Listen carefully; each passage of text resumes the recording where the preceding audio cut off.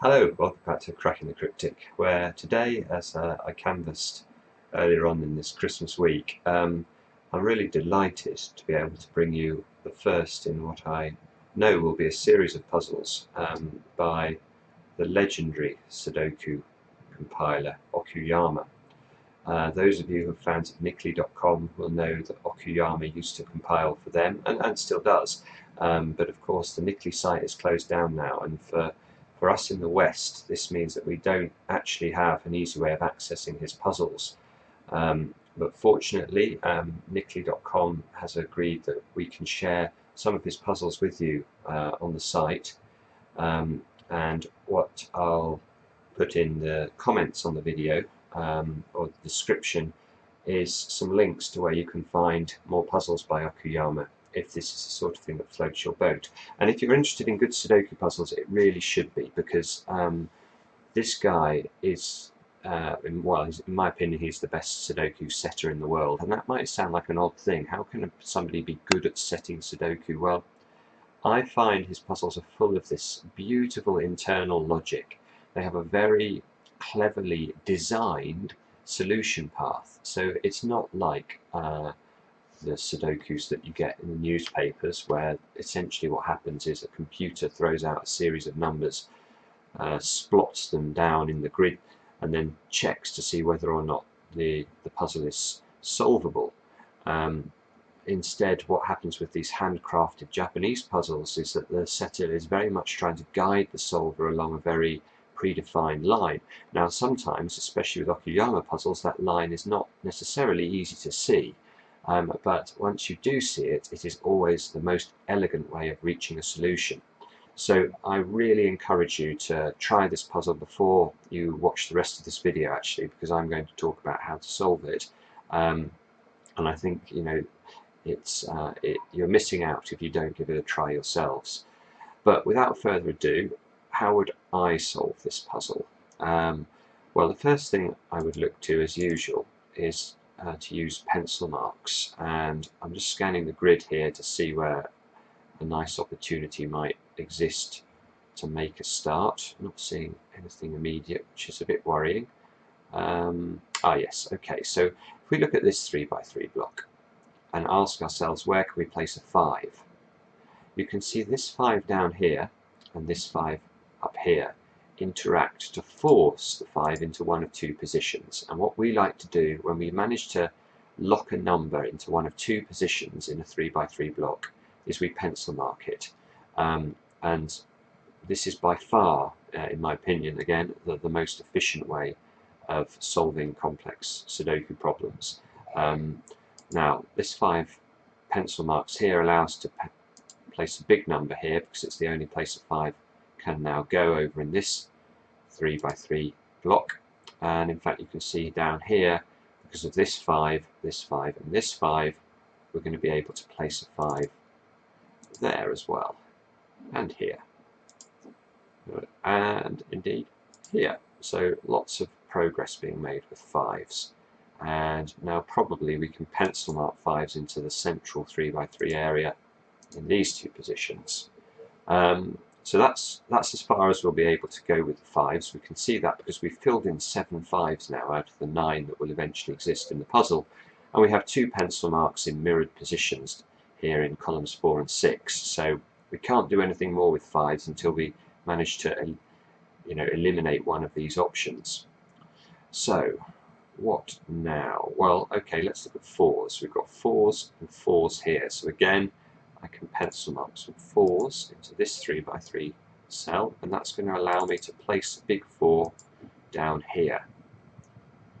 And now I can place a 4 there, same logic, and here, and here. So actually, I think I've stumbled on what was intended here, because this is it's going so efficiently. And now again, we can pencil mark 4s in here. Look at this, we've now got 7 4s in the grid as well, and mirrored 4 positions, now this time in rows 4 and 6.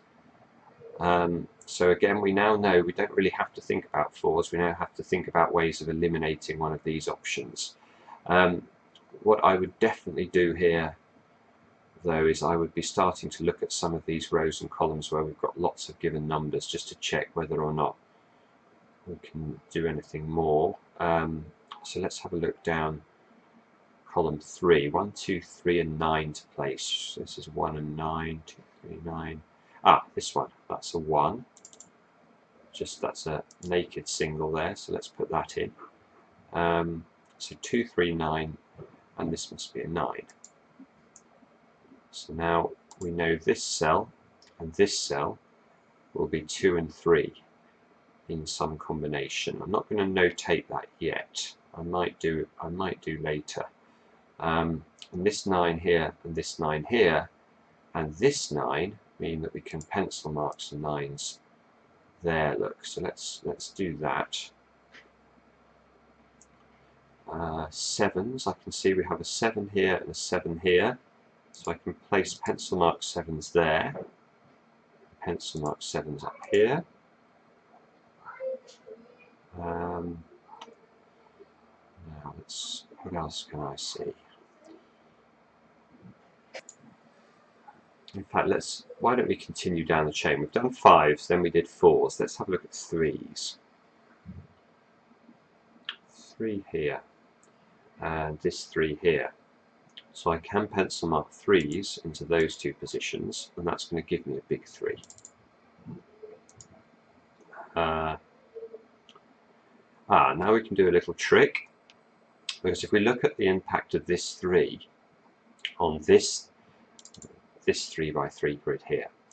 Now you can see that we can't make any more pencil mark notations, because we only actually managed to lock the 3 into one of 3 positions, and I only want to pencil mark if I can lock it into 2 positions. But what we can see is that the 3 is definitely locked into column 1 and column 2 in this 3 by 3 block, because it can't go here. So we know it's somewhere in column 1 and column 2, and if we just scan down to this 3 by 3 block, we know exactly the same thing about the 3 in this 3 by 3 block. It is locked into column 1 or 2. I don't know where it goes. It can go 4 positions here, but I know it's locked into column 1 and column 2. So we know that when the puzzle is finished, there will only be 1 3 in column 1 and 1 3 in column 2. And I now know that those 3s are in these two 3 by 3 blocks. Now this is important, because it means when I come to this 3 by 3 block, there cannot be another 3 in column 1 or column 2. Otherwise we're going to have too many 3s in column 1 and column 2. So the 3 must be in column 3, and therefore it must go here. And that means I can place a 3 there. Look, that unwinds the earlier pencil mark. And that means this cell here must be a 2, I think. Is that a 2? Yes. Aha. So now we need, well, I've seen something, I don't know if it matters. Let's have a look at where we can place the numbers 2, 3 and 4 in the grid. So very much working along a sort of structured line here. We're sort of going down from 5 to 4 to 3. I'm now thinking, I was thinking about that number, but also the impact of 2. And the reason I was thinking about it is I noticed we've got the numbers 2, 3 and 4 in this 3 by 3 block here. And if we look down at column 5, the impact of this 2 that we've just placed, this 3 and this 4, means that there aren't many places we can place the numbers 2, 3 and 4 in column 5 anymore. We can't put them here or here because of the 2, 3, 4 in this block. We can't put them here because of the 2, 3, 4 as already existing in row 5. We can't put them here because of the 2, 3 and 4 already existing in row 7. So the only places left for the numbers 2, 3 and 4 are this square, and this square. Now that must be by design, so we now need to try and think about what that means. I mean, the most obvious thing I'm thinking is it means that we need to place the numbers 1, 7, 8 and 9 in the other squares. So we know, for example, just think about this for a second.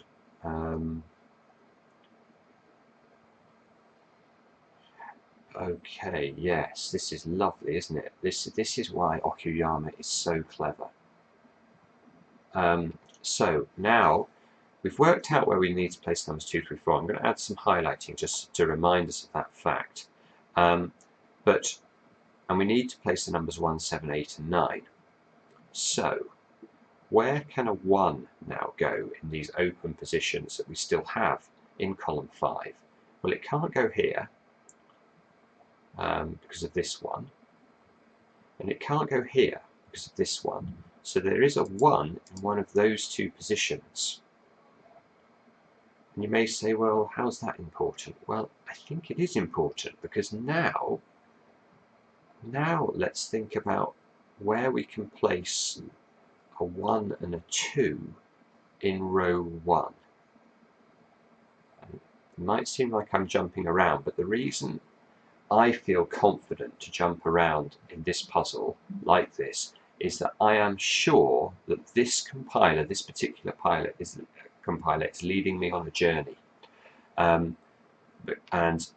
therefore when I'm seeing the 1s being locked here, I'm deeply suspicious this is for a reason.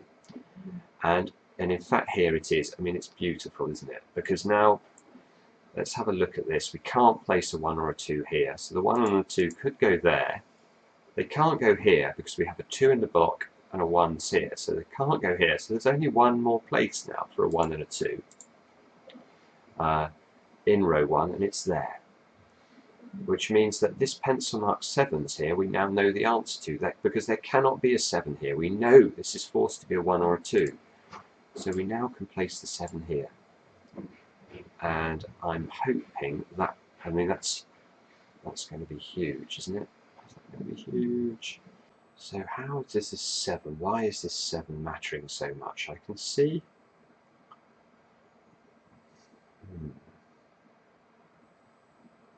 I'm trying to see how the 7 being forced into one of these two positions in this 3x3 block is forcing the puzzle somehow. See, the other thing this 7 does is it locks the 7 into one of these two positions, which might suggest we might need to look for an X-swing at some stage, but it's not easy for me to see quite how. I think we're going to have to look back at other numbers again. This 6 here, I can see that's eliminating a 6 from this square, so let's put the 6's into these two squares. That means there's no 6 here. Okay, there you go. There you go. Again, this is so clever. So now in terms of where a 6 can go in column 9, you can see we're forced to place it here. Oh, not a 5. Ignore that. That's meant to be a 6. And now look at that. Now I've got the 5, 6 in the centre. 5, 6 pair in the centre. Oh, this is absolutely gorgeous. So now we have got the X-wing. Look at this. So this 7, where can we now place a 7 in row 3? It's either here or here. And where can we place a 7 in row 5? Well, it's here, no longer here or here, because if we find this 5, 6 pair, so forced to be here, and cannot be here because of this 7.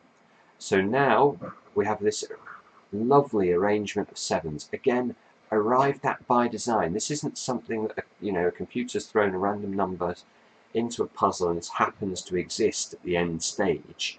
This is absolutely designed that we were intended to reach this position where we could look at this X-wing arrangement. And what we have to be clever enough to do now is to work out how to use it to make progress. And I can see how to do that. But let me just remind you of what an X-wing means. It means that if this number is a 7, then this number will be a 7. And if on the other hand this number is a 7, it means this number is a 7. Now one of those arrangements in that X shape there must be true. Now this means that if we look at columns 2 and columns 5, there cannot be any other 7s in these columns. And this is going to be absolutely massive, because now let's, for example, look at where we can place a 7 in this 3 by 3 block. We now know there cannot be a 7 here or here because of the X-wing. Now, where can we place a 7 then? Only in those two positions. And look what that's going to do. Now, where can we place a 7 over here? Well, it's going to have to be in this square because of our earlier pencil marks, and then that's going to give us the 6 as well. So we can place 7 and 6 off the back of the X-wing. And I'm hoping, yeah, now this is going to have to be a 6 up here, look.